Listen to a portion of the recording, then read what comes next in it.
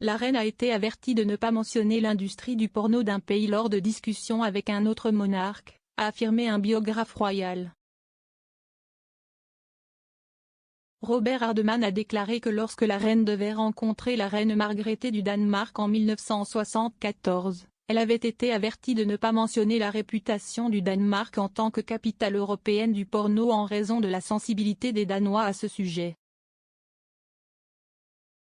Le monarque britannique a été invité à éviter le sujet, selon M. Hardman, qui s'exprimait lors d'une apparition au Daily Mail Schalke Valley History Festival. M. Hardman a déclaré aux festivaliers, chaque fois que « la reine » rencontre un dirigeant mondial, il y a toujours deux dossiers qu'elle étudie de très près. L'un s'appelle note de personnalité et l'autre sujet à éviter. Ils ne se retiennent pas non plus. Point sur la possibilité que l'industrie danoise du divertissement pour adultes apparaisse dans les pourparlers royaux, il a ajouté. Je pense que deux reines sont assez peu susceptibles de s'égarer sur ce territoire. Cette semaine, la reine a fait sa première apparition publique depuis les célébrations nationales de son jubilé de platine il y a 3 semaines. Le monarque s'est rendu en Écosse pour la semaine royale annuelle des événements tenant une canne. La souveraine de 96 ans a souri en participant à la cérémonie des clés au palais de Holyrood, sa résidence officielle à Édimbourg. Alors que la reine continue d'effectuer des engagements officiels, souvent à distance, elle exerce désormais rarement des fonctions en public en raison de ce que Buckingham Palace décrit comme des problèmes de mobilité épisodiques. Cependant, elle devait assister à un défilé de loyauté des forces armées au palais aujourd'hui, 28 juin, bien que certains engagements de cette semaine soient couverts par d'autres membres de la famille royale. Au cours de son règne, la reine a visité 117 pays. Son dernier voyage à l'étranger remonte à 2015 à Malte où elle a vécu entre 1949 et 1951 alors que le prince Philippe y était stationné avec la Royal Navy. Le règne de la reine a également commencé alors qu'elle était loin de chez elle au Kenya où elle a appris que son père, le roi George VI, était décédé.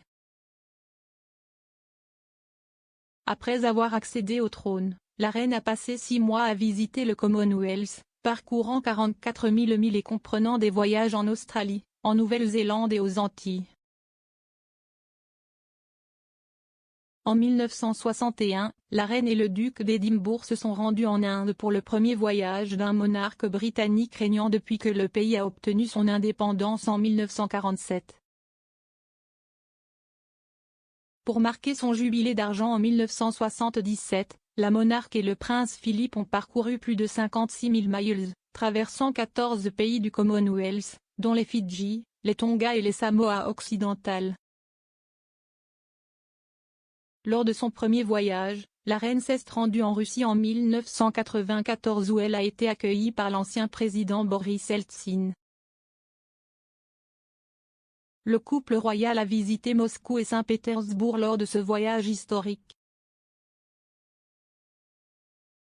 Quelques mois plus tard, la reine et le duc d'Édimbourg se sont rendus en Afrique du Sud à bord du yacht Royal Britannia dans un geste de soutien au nouveau gouvernement du pays sous la direction de l'ancien président Nelson Mandela. Pour marquer son jubilé d'or, la monarque s'est rendue en Jamaïque, en Nouvelle-Zélande, en Australie et au Canada en 2002, bien que cela ait été éclipsé par la mort de la sœur de la reine, la princesse Margaret, au cours du même mois où le voyage a commencé. Cependant, des problèmes de mobilité empêchant la reine de voyager trop loin pendant son jubilé de platine, des membres supérieurs de la famille royale se sont mobilisés pour prendre sa place. Le duc et la duchesse de Cambridge se sont rendus au Belize, en Jamaïque et aux Bahamas, bien que le voyage ait été entaché de protestations contre le passé colonial britannique et d'appel à la réparation de l'esclavage. Edward, comte de Wessex, et Sophie, comtesse de Wessex, devaient visiter Antigua et Barbuda, Grenade, Sainte-Lucie et Saint-Vincent et les Grenadines. mais le couple a abandonné l'arrêt à la Grenade sur les conseils du gouvernement et du gouverneur général du pays. La princesse Anne, la princesse royale, et son mari, Sir Timothy Lawrence, se sont également rendus en Papouasie-Nouvelle-Guinée pour marquer les 70 ans de la reine sur le trône.